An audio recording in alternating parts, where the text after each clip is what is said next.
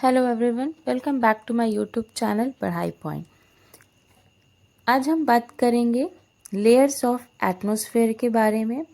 क्या आपने कभी सोचा है कि हमारे चारों ओर मौजूद हवा कहाँ तक फैली हुई है? हमारी पृथ्वी के चारों ओर गैसों की एक विशाल परत मौजूद है जिसे वायुमंडल यानी एटमॉस्फेयर कहते हैं। लेकिन आप जानते हैं कि यह वायुमंडल केवल एक लेयर का नहीं है, बल्कि इसे 5 मुख्य परतों में बांटा गया है।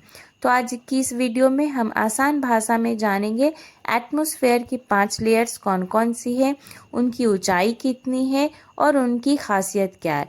तो चलिए बिना देर के शुरू करते हैं। अब हम बात करेंगे वायुमंडल की सबसे पहली और सबसे निचली परत को, जिसे ट्रोपोस्फेयर यानी क्षोमंडल कहते हैं।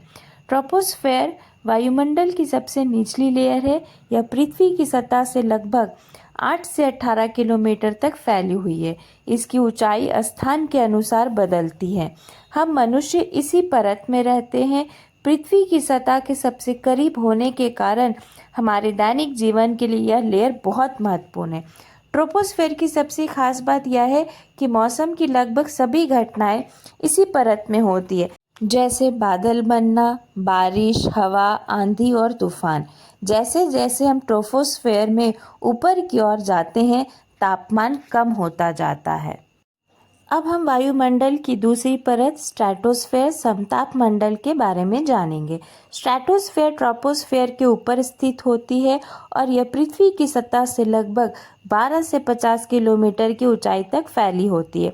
इस लेयर की सबसे महत्वपूर्ण विशेषता यह है कि इसमें ओजोन लेयर यानी ओजोन परत पाई जाती है। ओजोन परत सूर्य से आने वाली हानिकारक यूवी रेज को काफ़ी हद तक रोककर पृथ्वी पर जीवन की रक्षा करने में मदद करती है। स्ट्रेटोस्फेयर में मौसम की गतिविधियां ट्रोपोस्फेयर की तुलना में बहुत कम होती है, इसलिए इसे अपेक्षाकृत शांत और स्थिर परत माना जाता है। इस इमेज में आप एक विमान को भी देख सकते हैं। कुछ विमान स्ट्रेटोस्फेयर के निचले हिस्से में उड़ते हैं। स्ट्रेटोस्फेयर में ऊंचाई बढ़ने के साथ तापमान बढ़ता जाता है, जो ट्रोपोस्फेयर से अलग है। अब हम बात करेंगे वायुमंडल की तीसरी परत मेसोस्फेयर के बारे में। मेसोस्फेयर पृथ्वी की सतह से लगभग 50 किलोमीटर से 85 किलोमीटर की ऊंचाई तक फैली हुई। यह वायुमंडल की सबसे ठंडी परतों में से एक है। यहाँ तापमान लगभग -90 डिग्री सेल्सियस तक पहुँच सकता है। मेसोस्फेयर की सबसे खास बात यह है कि उल्कापिंडों के टुकड़े, जिन्हें हम मेटेरॉइड्स कहते हैं, इस परत में प्रवेश करते समय घर्षण के कारण गर्म होकर जलने लग जाते हैं। इसी कारण हमें आसमान में कभी कभी टूटते हुए तारे जैसी चमकती हुई लकीरें दिखाई देती है।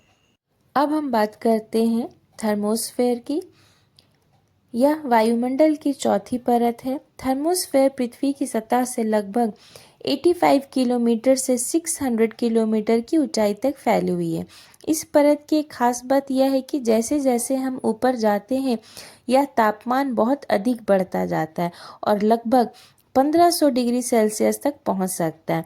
यह रेडियो तरंगों के संचार में महत्वपूर्ण भूमिका निभाता है। थर्मोस्फेयर में आयन मंडल यानी आयनोस्फेयर का एक बड़ा भाग पाया जाता है। यह रेडियो तरंगों के संचार में एक महत्वपूर्ण भूमिका निभाता है और इसी परत में सैटेलाइट भी घूमते हैं। अब हम पहुंच गए हैं वायुमंडल की सबसे बाहरी परत और अंतिम परत एक्सोस्फेयर। एक्सोस्फेयर पृथ्वी की सतह से लगभग 600 किलोमीटर से 10,000 किलोमीटर या उससे भी अधिक की ऊंचाई तक फैली हुई मानी जाती है। इस परत में मुख्य रूप से हाइड्रोजन और हीलियम जैसी हल्की गैसें पाई जाती है। जैसे जैसे हम ऊपर जाते हैं, वायुमंडल बहुत धीरे धीरे बाहरी अंतरिक्ष में मिल जाता है। इस क्षेत्र में कई उपग्रह, अंतरिक्ष यान और अंतरिक्ष स्टेशन पृथ्वी की परिक्रमा करते हैं। तो आज हमने वायुमंडल की 5 प्रमुख परतों के बारे में जाना।